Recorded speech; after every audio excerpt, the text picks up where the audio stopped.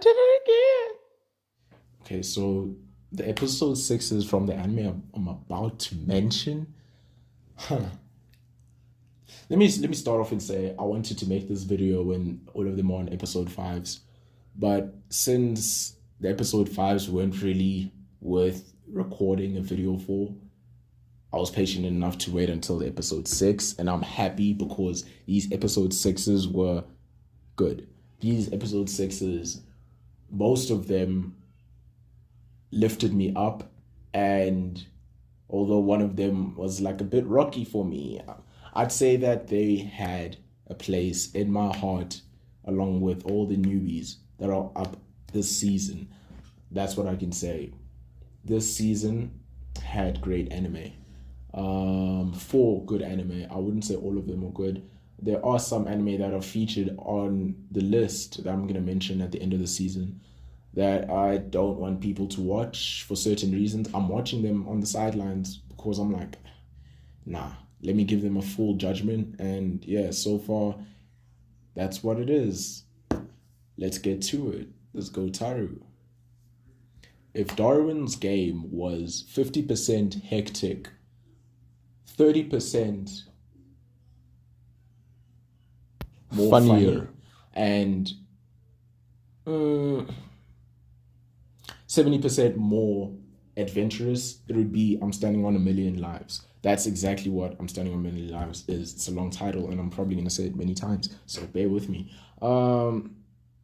On episode 6, I had my reservations about the anime. I've had my reservations about this anime for quite some time, really. The fact that it's an isekai anime, and isekai anime always releases it's a staple for every season. There has to be at least 5 isekai animes or 5 fantasy harem animes that keep happening. And this is not like all the other isekais. It's more of, like I said earlier, it's a Darwin's Game type of anime. So you play to survive. But the difference between the two is that the world isn't involved in Darwin's Game, right? But with this situation, the world is involved slowly, Like so far, what we saw in episode 6 is that, it was actually end of episode 5, beginning mid episode 5. In episode 5, we actually saw that, okay, cool, there's a lot at stake. You guys are gonna have to defend the place you come from. And right now, for the protagonist, he's thinking, but I don't like this place at all. I mean, even the other character, one who's frail, I'm gonna blast up the names of the people who I'm mentioning, and the pictures too.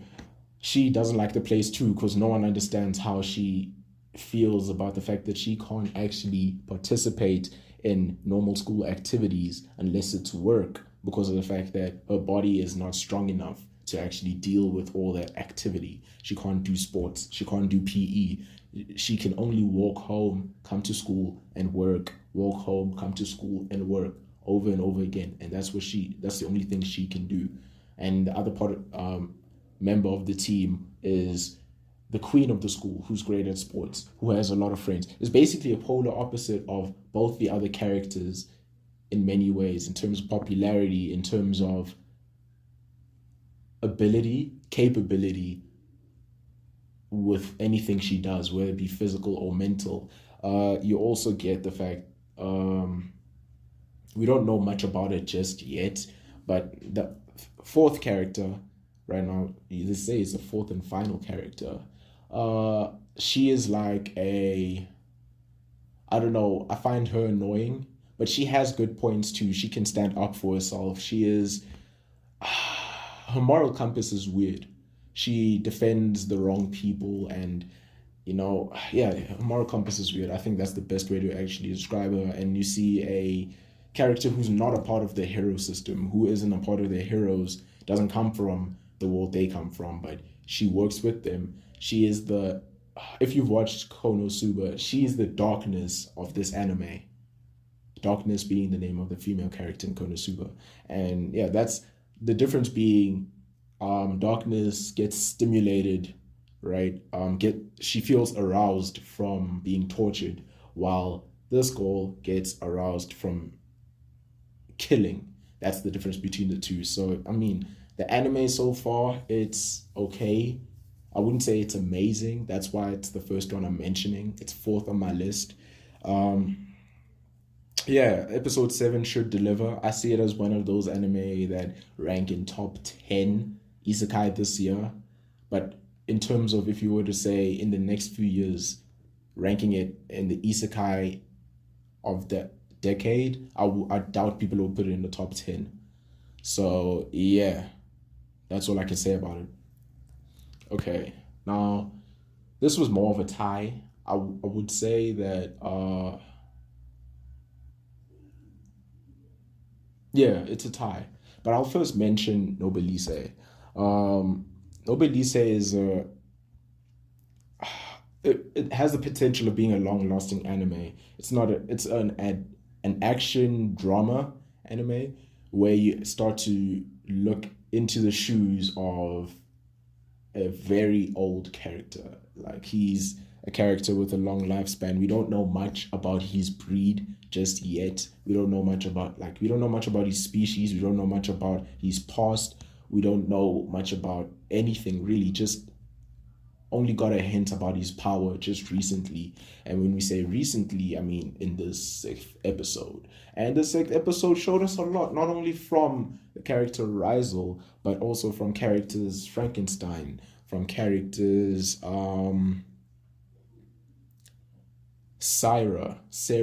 Sarah.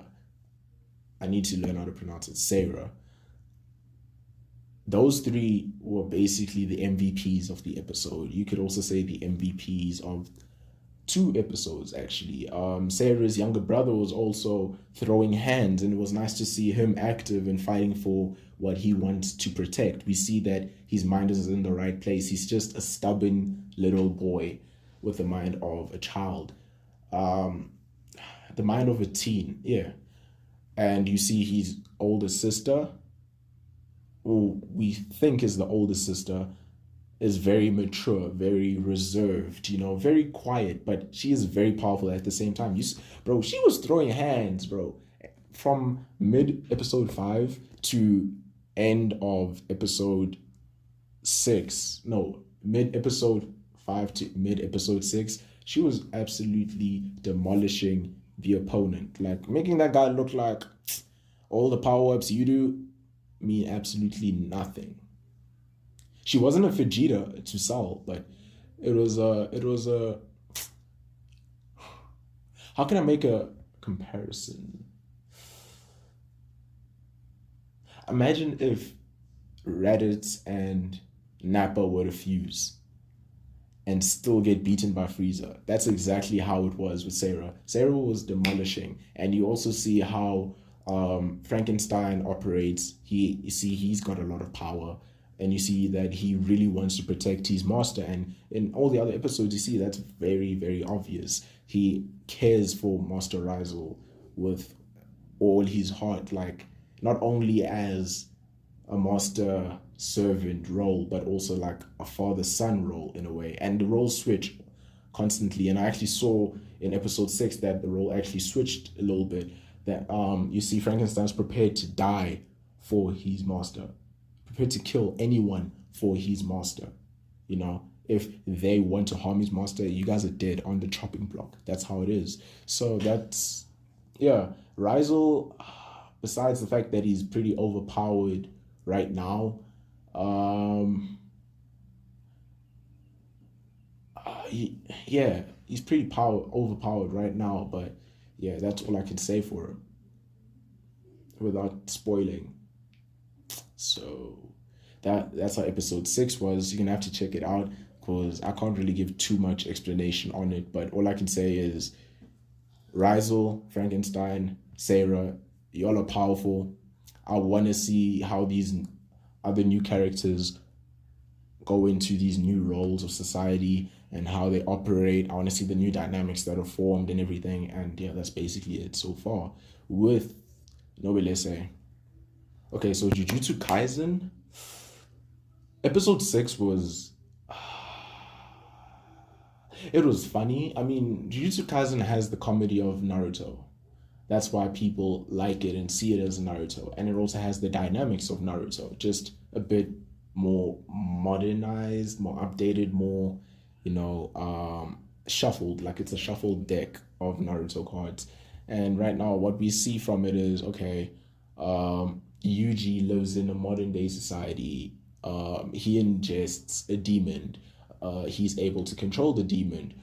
He is sent to a school that is designed to eliminate demons, and he is supposed to ingest all the other parts of that said demon, Sukuna, and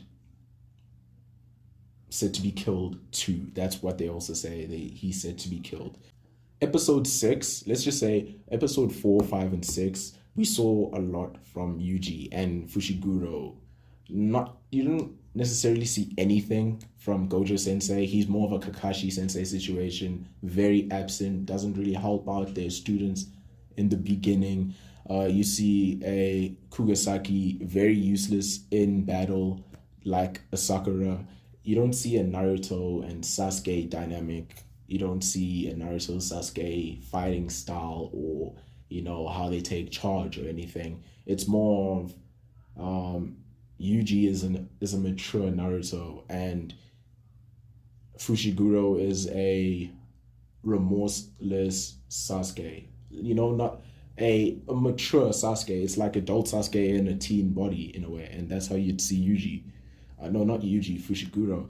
And in episode 5 and 6, you see Yuji's character slip. You see him, he gives up on not life, but he gave up on. In a way, he actually gave up on his ability to improve. He saw the sheer gap in strength between himself and his opponent, and he just lost faith in his ability to beat the opponent. He said great confidence in the fact that I can make through this. I've been improving, I've been learning, and I know I can get through this. You know what I mean? And that's the thing with Yuji. Essentially, he actually gave in to the devil in that certain situation, but he has the potential to surpass Gojo himself. And that's what you see. And, episode 7 is going to be hectic because now Gojo's in the spotlight, and now we're going to see what he's capable of. Hopefully, we're going to start seeing what Fushiguro can do too, because Sukuna hinted that, man, you got some power. So we should be seeing what's going to happen from there. That's Jujutsu Kaisen. Jujutsu Kaisen's already a popular anime, and I can see it going further. It's not going to go Naruto level. I don't think it will. But right now, from the sales on manga and from the popularity with its anime, it's going to be up there. Given a year and it's still going on, I probably will think that it's going to be a top 4 anime, along with Black Clover, My Hero Academia, and Boruto. So, yeah, that's all I can say for Jujutsu Kaisen. Since this anime is like absolute fire, I decided to give it its own video. So yeah, that's what's up. That's basically all the anime I'm going to speak about that updated themselves to episode 6 from this season. So this is GoaTaro. Stay tuned for another episode of The Sum. And yeah, don't forget to check out my Discord. I'm going to put up the recommendations of anime you should check out. And usually anime that I recommend will be in my roster to check up on and record for the future. So, it's what it is. I stream on Twitch, stream on YouTube. Who knows where I'm going to stream next? Probably Facebook. I don't know. Just streaming anywhere, really. Just because. But yeah, that's me. Don't forget to like this video if you haven't already subscribed. If someone shared this video to you, bro, they are the Awaka Kerus of life. Man of the match, female of the match, people of culture. This has been GoaTaro signing out. Bye.